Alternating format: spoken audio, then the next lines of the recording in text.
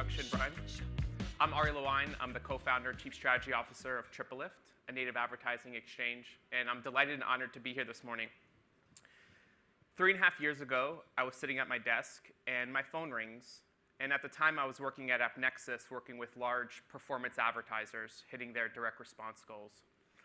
And I pick up the phone, and it's my largest client, a massive retail brand. And she says, Ari, I want you to check out this site. It's called Pinterest. And me being a guy, it's 2012. I have no idea what she's talking about. I say, can you please spell it? And I put it in my browser, and up comes all these images about cool ways to use mason jars and great wedding ideas and all of these images.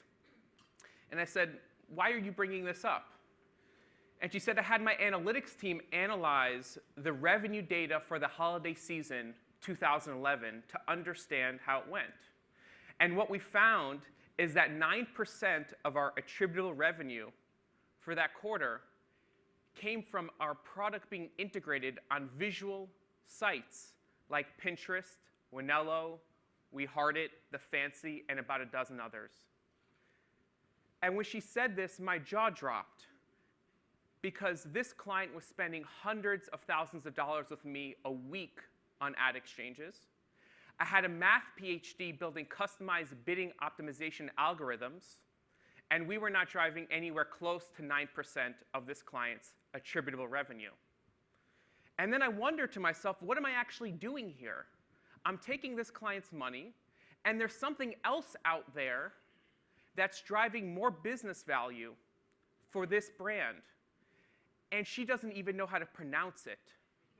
She has no agency, no strategy, no budget, and it's providing extraordinary results. So essentially, the next week, I linked up with the two most brilliant engineers at AppNexus, and we started Triplelift the next week with the idea of we want to take this new concept, whatever this thing is. I didn't have a name for it then. I have a lot of fancy marketing jargon for it today. We want to take that and extract value from it for brands. Now, what we call this today is the rise of the visual web.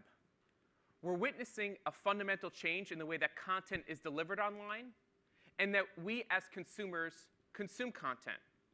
And that change is one from having content being primarily text-based to content being primarily image-based. And this change is actually manifesting itself in the very design of websites that we use today. And I want to show you a couple examples of what I mean by the rise of the visual web. So here's an example of what Martha Stewart looked like in May of 2014, exactly 1 year ago. And this is the Martha Stewart of today. This is what Weather Channel looked like almost to the day in 2014. And this is the Weather Channel of today. In fact, when putting this presentation together, I was hard-pressed to find a site that has not adopted the visual web. And if you think about the major social platforms that have become popular in the last 5 years, Snapchat, Instagram, Tumblr, almost everyone is dominated by images.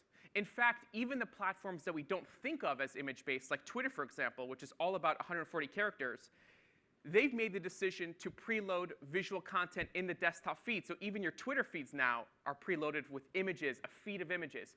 Facebook has made 7 major design changes as a company in the last 3 years. Each and every one has been to make images a larger and more prominent part of the user experience.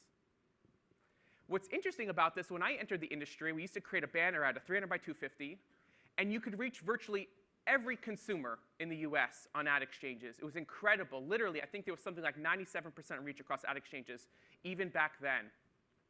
Today, the largest, fastest growing platforms don't accept any ads whatsoever, right? BuzzFeed, Upworthy, Snapchat, Instagram, Pinterest, so on and so forth. None of them accept those ads. So what's actually happening is the addressable market that we've been using as the format as an industry from 21 years is shrinking each and every day. We're able to reach less and less consumers through our fancy programmatic channels. Now, some of you may be wondering, this visual web thing is interesting. What does it have to do with programmatic, and what does it have to do with ad tech? Now, if the internet starts to look like this, which it is, you might as well call the rise of the visual web the Pinterestization of the web. I just have a really hard time saying that. So if it looks like this, how do we as agencies, as DSPs, as programmatic buyers continue to reach consumers when the ad formats that we've been using, unfortunately, are incongruent with the way the web currently works? So we've been trying to work on technology to actually address this fundamental challenge. How do you reach consumers on the visual web? Now, if you think about the evolution of advertising, we started with the banner ad in 1994. And the banner ad is one of the most incredible products in the history of the US. Now, what's really fascinating is I went back, I went to the IAB's website, and Pricewaterhouse actually does an annual audit of the online display industry in the US. And I counted it up over a weekend from 1996, when they began tracking this, to 2014. And $103 billion in the US alone has been transacted with banner ads, making it one of the most successful products in terms of gross revenue ever. To put this in contrast, it's outsold all PlayStations, including PlayStation 1, 2, and 3 as a product. It's incredible. In fact, it's the reason why many of us are in the room today. And then we saw this evolution happen a few years ago where a brand said, this is interesting. I want to use this to have more sight, sound, and motion interactivity. And that began the onset of rich media. And now I think we're entering something of a renaissance when it comes to ad formats, where we're moving towards in-feed type of advertisement using technology. And in large part, this is because of mobile devices. Now I want to share with you what Triplelift is doing in the in-feed space. This is an example of a publisher who has integrated Triplelift technology. It happens to be one of my favorite websites, dig.com. Through exclusive integration with these publishers, we're able to, in real time, look at the CSS and HTML of the page. And what that means, essentially, is we're looking at the things that make this site unique from an aesthetic perspective. The fonts, the colors, the image sizes and aspect ratios. All the things that dictate how the site looks and feels. And what we're able to do with this data is then leverage it to format brands' content dynamically and in real time to match the unique look and feel of this particular site. So for example, I want to show you how this applies, in this case, for Gap. This is an example of an in-feed ad powered by Triplelift's technology. And you'll notice what we're doing is we're taking brands' content and integrating into the fabric of the publisher's page in a way that it actually belongs. At the same time, clearly marking it sponsored in a number of areas such that consumers are not duped or tricked in any way into clicking on something that they didn't in fact think was an ad. Now, we want to make this scalable. And of course, this also applies for a video execution like so. Now, what's interesting about this technology is we want to make it incredibly simple. So in order to do that, you need to have a lightweight set of creative assets. The assets needed are image and logo, headline and caption, and a landing page. By design, these are the same assets that you use to run FBX, for example. It's the same assets that's on every product page for every brand, the same assets that they use on virtually every social platform for an organic post. This is something that every brand has readily available. Now, what the technology is able to do is render this beautifully in different ways across different sites. And I'm going to show you a few examples here because every site is unique. They're like snowflakes, right? And so each ad is unique. Now, I'm showing you examples here for fashion and home decor. Probably underneath your butt, you may have a little lookbook that has examples of how this technology can apply to other industries in finance, in telecom, auto, so on and so forth. This also, of course, works across all screens. So what's happening here is we're taking a single set of assets from a brand, we're taking content, and creating an engine to dynamically turn that content into thousands of unique ad formats in real time and dynamically, such that the marketer need not worry about the 1,000 idiosyncrasies of every individual website on the buy. Technology can handle that. Now, this is particularly compelling, I think, for mobile. This technology works across all screens.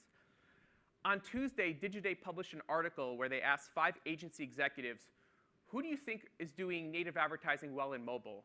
And what was fascinating is that 4 out of the 5, their example that they quoted was some sort of in-feed native advertising as a publisher who's doing mobile advertising well in a way that their clients want to buy that product. In many ways, I think about in-feed native advertising could become the de facto ad format for mobile, much like the banner has been for desktop. The nice thing, of course, is if it's easy and beautiful, that's one thing, but it has to drive performance. These ads, in general, drive 3 times higher engagement, whether it's click-through rates, ad mouse overs, or if you're measuring brand lift through a study like Vizu or Dynamic Logic. But forget about performance for a moment. A lot of clients are asking why.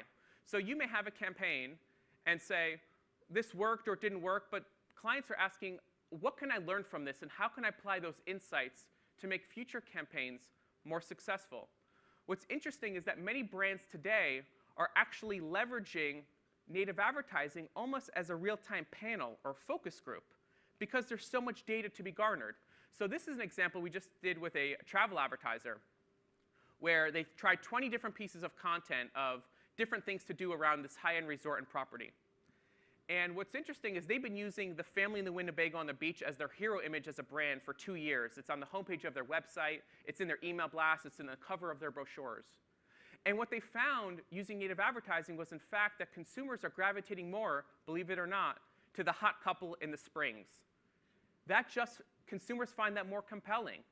And what they did is they then leveraged this data across all channels. They used it to inform their e-commerce strategy, their email strategy, their print strategy, and to inform their future digital strategies.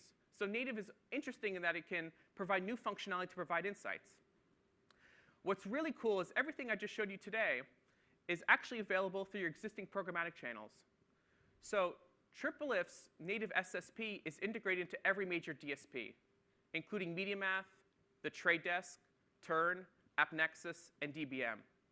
What that means, if you're a customer of any of those platforms, you can actually go live with native advertising campaigns today through your existing DSP with no additional work whatsoever.